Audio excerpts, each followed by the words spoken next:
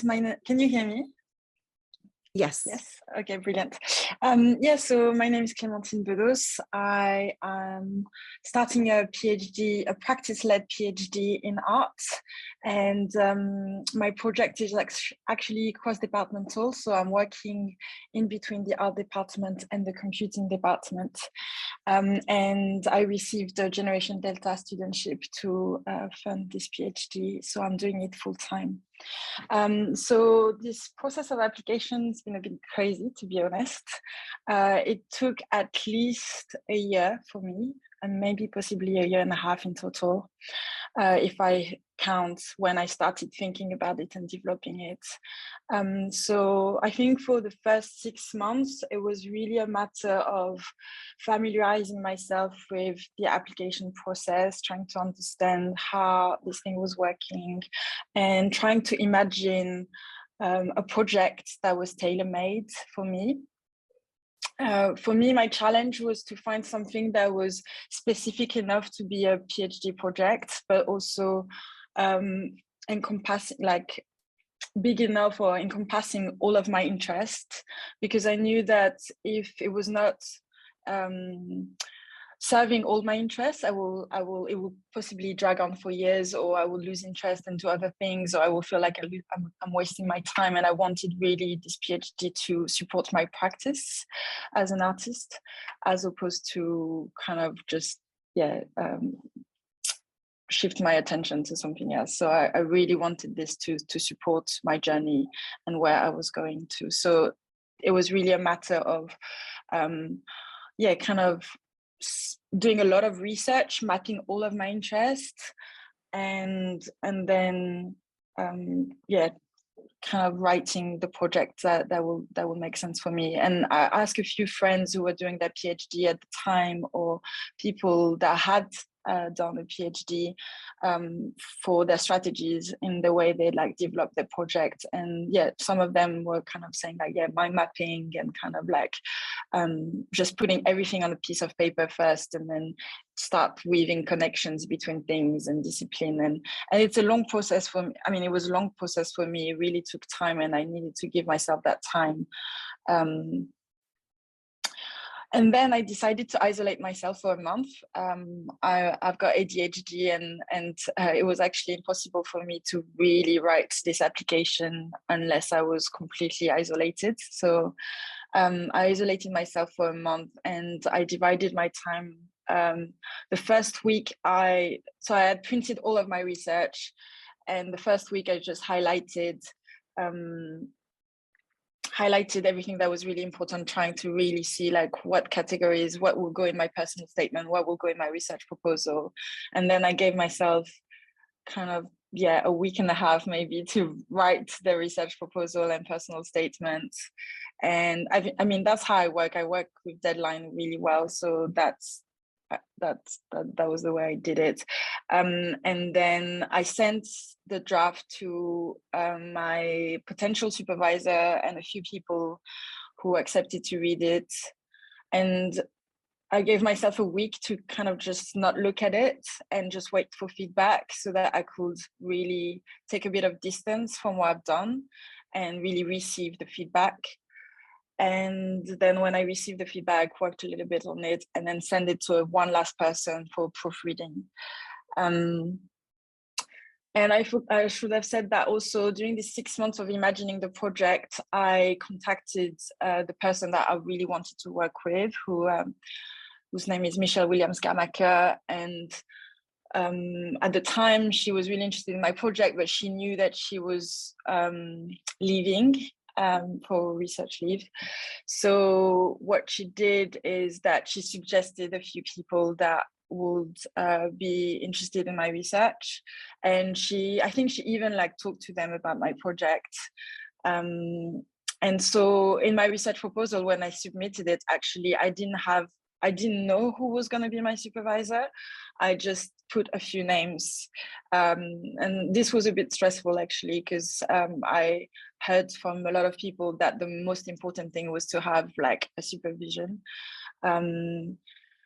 but anyway, that's what I did. I submitted it like this. And because I knew also that I wanted my project to be cross-departmental, I had sent a few emails to people from other departments, but I didn't hear back from them. So again, I put over suggestions on other departments.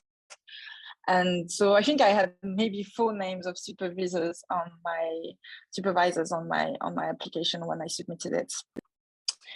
And then then there was the interview, and this was really stressful actually for me because they put a timer, and so they said like after 10 minutes we cut you, and like I knew that my presentation was taking at least 15 minutes, and when they said like there's a timer, I just lost my calm.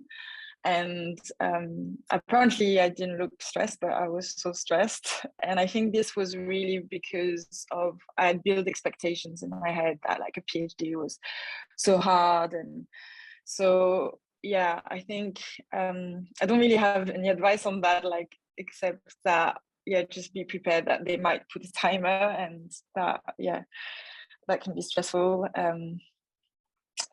And then what else? So by that time, like I'm also something to consider is that by that time you're potentially quite exhausted actually. Because like I isolated myself in September, then the interview was October, and then like 2 weeks after there was the chase. And I was just exhausted by then. And like the chase application was actually the most challenging because going back to some of the questions that some of the participants were asking earlier about like vulnerability and stuff, my application was quite vulnerable and very sincere, and I made a point of it. Like I was really talking about my personal trauma and journey, and using it not like to cry, but just using it as a strength to say that that's where my knowledge was coming from. And I thought that was important for me to like connect with the people reading my application. But then the chase doesn't allow that at all.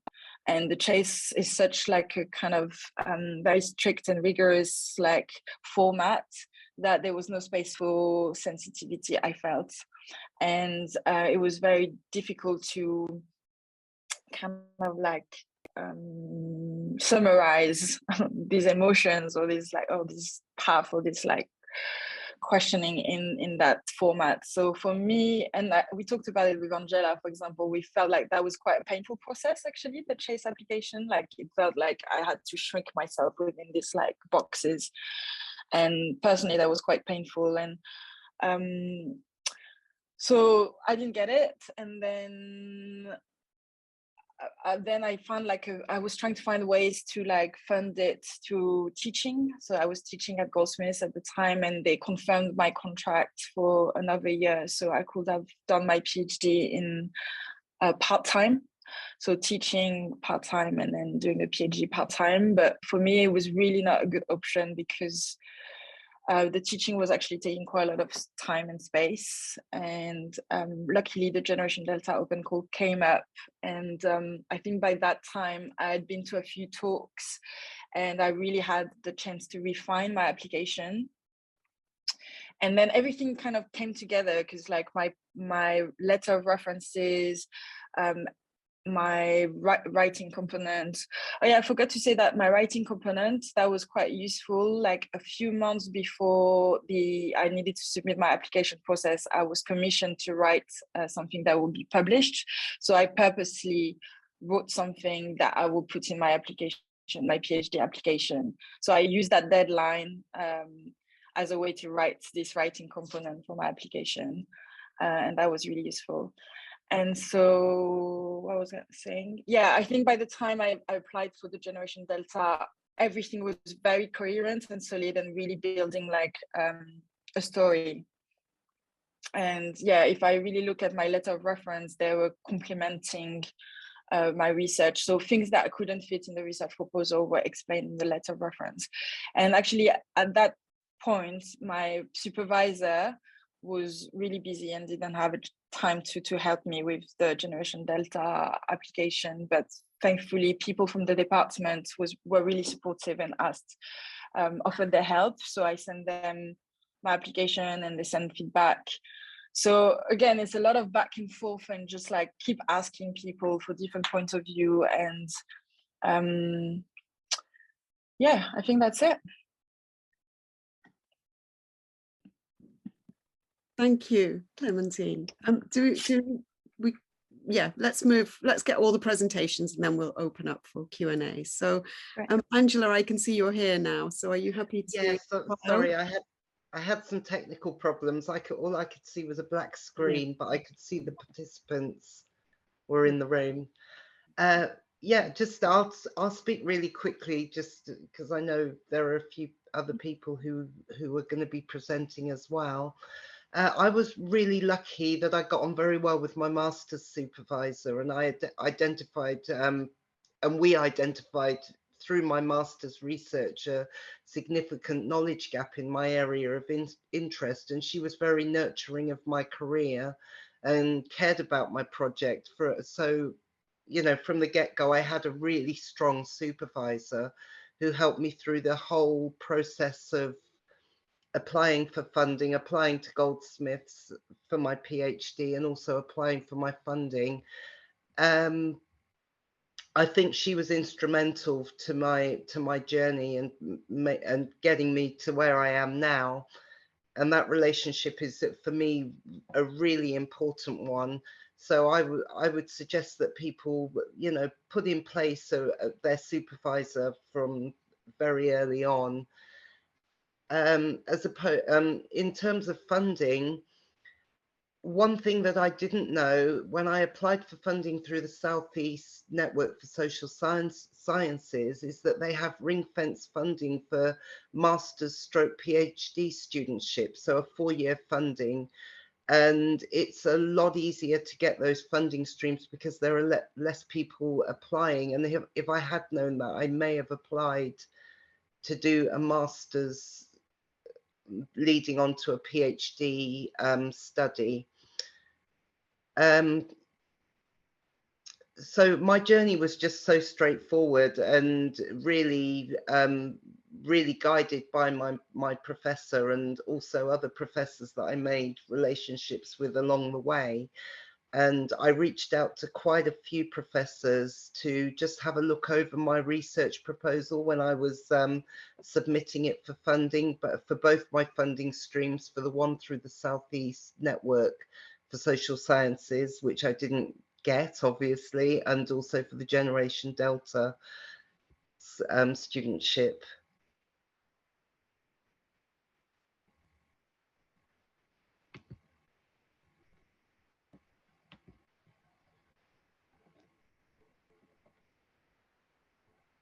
I seem to have frozen. I'm not seeing anyone here again, but if you can hear me, if the next person would like to go on and speak.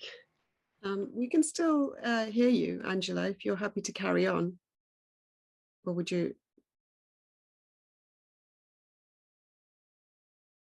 Okay, I think maybe you have you have now frozen. So what we'll do then is ask Rambi if you're ready to start your presentation. Do you need to share screen or are you happy to just speak?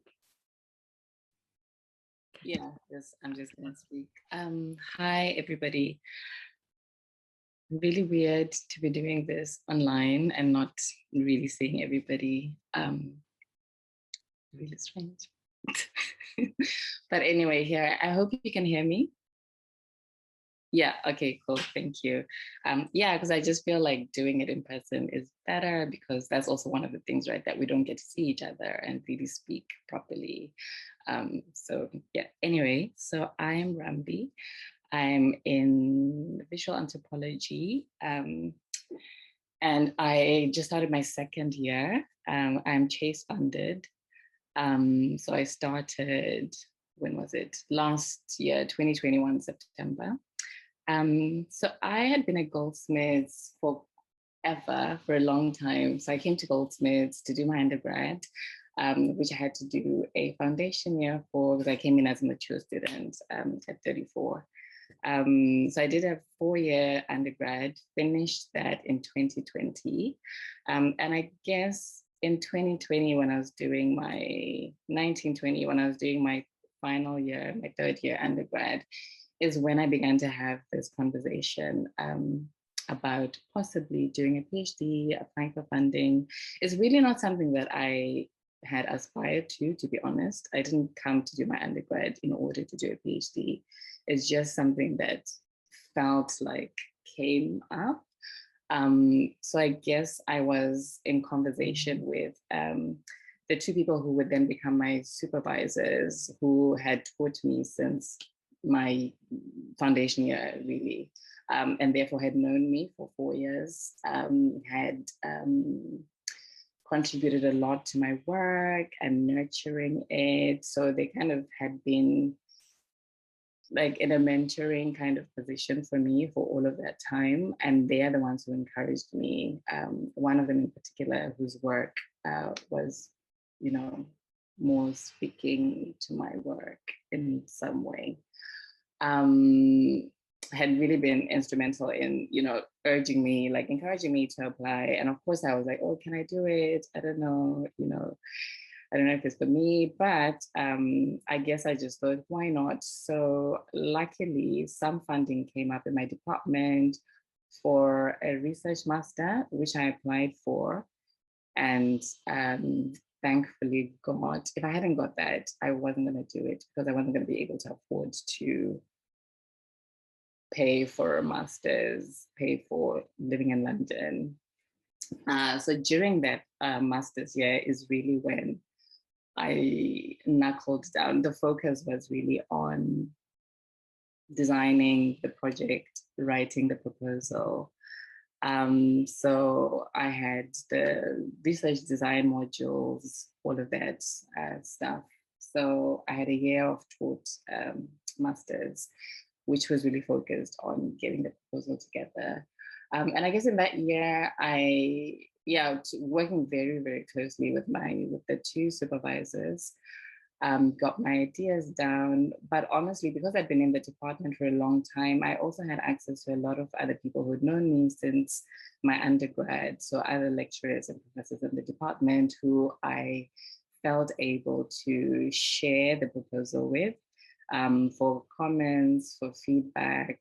So it really felt like a community effort. And also outside of the university, I also had a couple of friends who had got Chase funding, who had done PhDs or were doing their PhDs. And also just other people who were not in academia, who were just interested in the project and obviously in my being able to do it, carry forward and do it. So I shared this proposal with a lot of people and got a lot of like comments, feedback from various people. So I would say definitely being in community was important. And also reading other people's proposals. I made sure I asked around anyone who'd had a successful Chase proposal, because I was only applying to Chase, so I put everything in that basket. And so I read a lot of successful proposals just because I didn't have any idea of what the hell a proposal was before coming to this. I didn't know what a proposal was. I didn't know what was expected. So reading other people's proposals really helped for me to gain a bit of an understanding of what might be expected, and then to begin to weave my own thoughts and story into my own proposal. So I would say definitely have a group of people, but also being discerning about who you share the proposal with, and whose comments and feedback, because you then don't want to start reshaping your proposal depending on, because everyone's going to come in with their, or depending on their interests, suggestions will be different. So I think also just holding the vision of what you want to do is really important, and just sticking to that, just remembering that yes, other people are there to support you and comment feedback, but it's your proposal, it's your project, you're the one that's going to have to do it. You have to feel connected with it, and if you don't, then it's going to come across in how you articulate it. So just try and write a proposal that excites you. But obviously it's a strategic document, isn't it? So also thinking, what are they looking for? Unfortunately, we have to think like this. What are they looking for? What are the kind of what is the language that they might be wanting to find in this document. So I think we also, unfortunately, have to think strategically, but at the same time, most importantly, holding your vision, and definitely not being afraid of drawing from your past experiences and seeing value in that, and knowing that you are bringing a lot already. You haven't done a PhD, but you're bringing a lot already. You have a lot of knowledge already, and then not being afraid of expressing that, of foregrounding that. I found that quite useful to draw from my past experiences and the work that I've done already, just to demonstrate my readiness for the PhD. I think, let me see. Yeah, I think that's it for now. Excellent timekeeping as well, bang on 10 minutes. Fantastic. And thank you, Rambi. Okay, so now we will ask Paras.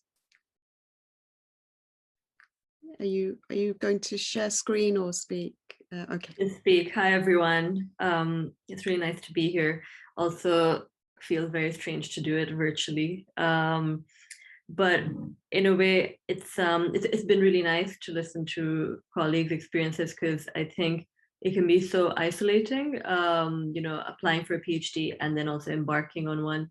So it's really nice to hear what other people's journeys have been. And, you know, just don't want to, I could really relate to what, you know, colleagues were saying, whether it's, you know, feeling like you're exposing yourself and, you know, trying to incorporate other people's feedback and building relationships with supervisors.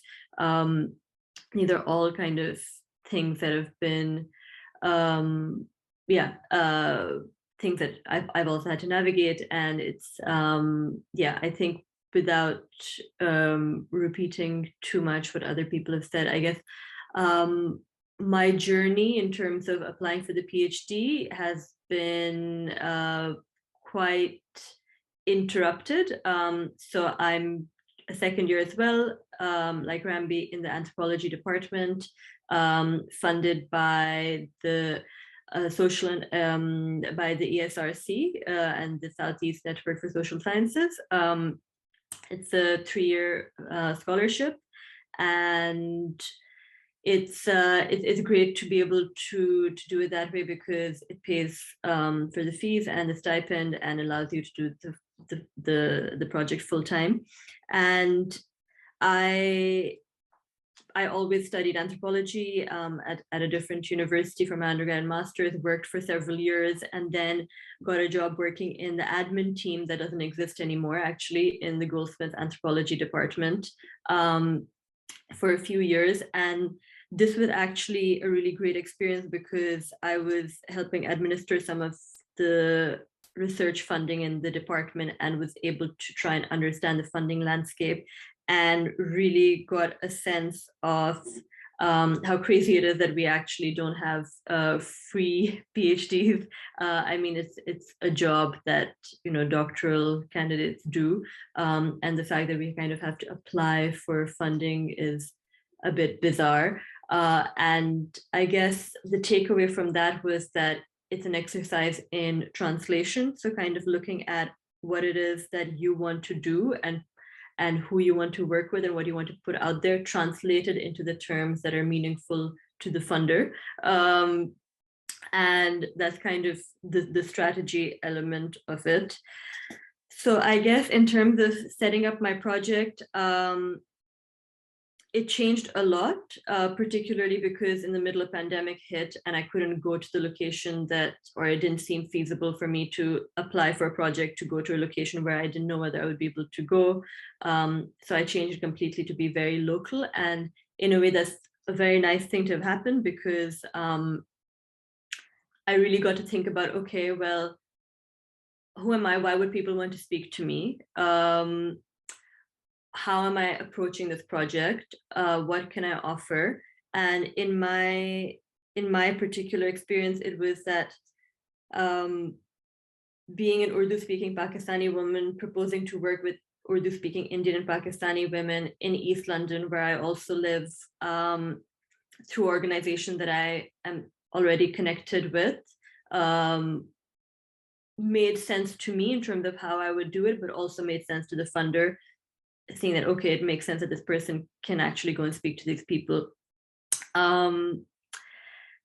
My project changed a lot, and my supervisors have remained the same. So they have been extremely supportive and able to ground me. And this is advice that friends gave me before I decided to apply for a PhD, which, I mean, by the way, I've applied for funding several times and failed several times. And I think that's part of the process and kind of goes back to the fact that it's ridiculous that we have to go through this exercise, but that's the landscape right now.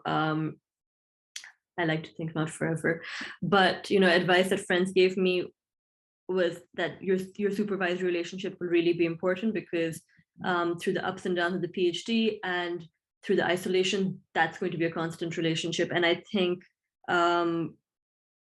it's been really, really, really nice to have two people there in my corner throughout all of this, throughout all the kind of project changes and idea changes, to remind me of my interest, or to ask the questions that make me think and kind of go back to where all of this is coming from. Feedback from friends, like Rambi said, really, really helpful, in terms of also just speaking to non-academic friends, just saying, hey, these are my ideas, how did this sound to you, to get out of my own head.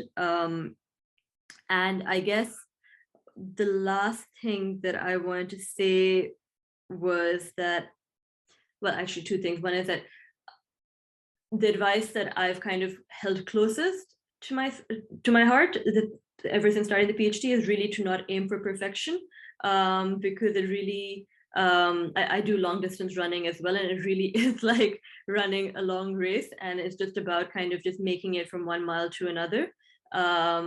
And being in good health as you do it. And yeah, I think it's really easy to feel, because I think there's so many sacrifices that you make to spend so much time on this, it's really easy to feel like it's a piece of you that you're putting out in the world. And of course it is, but it's also just a part of your life. And I think, you know, just this talk is also, I guess, about nurturing the next generation of scholars. And I think sleep and mental health are probably the most vital bits in terms of just getting through the application process and the PhD as well. That, I guess, is the most important relationship that you need to have with yourself and your body. Thank you so much, Paris. That was really, really useful advice for everyone. Angela, did you want to finish your presentation or add anything at this point? I'll just add a few bits and pieces that I had noted down, if that's okay. I'd advise that when preparing for your doctoral studies, you do some research and make sure that you've chosen your project really carefully, and that you have, if you need to actually reach out to potential supervisors, that you have some sort of outline of what you want to study, and so, you know, that you actually have something prepared to give them that they can actually look at and decide whether or not this is a project that they would like to go along, or a journey that they'd like to take with you. With your proposal and your personal statement, when you're writing your proposal, this has already been said by Mark, but I also, you know, find it really important to get to your point and make an impact within your first paragraph, because the people who are reading it, as Mark said, there are lots of proposals that these people will be reading, and you really want to make an impact really early on in your proposal and to get the attention of the reader. I think that was really important in gaining funding, is that I did make an impact in that first paragraph.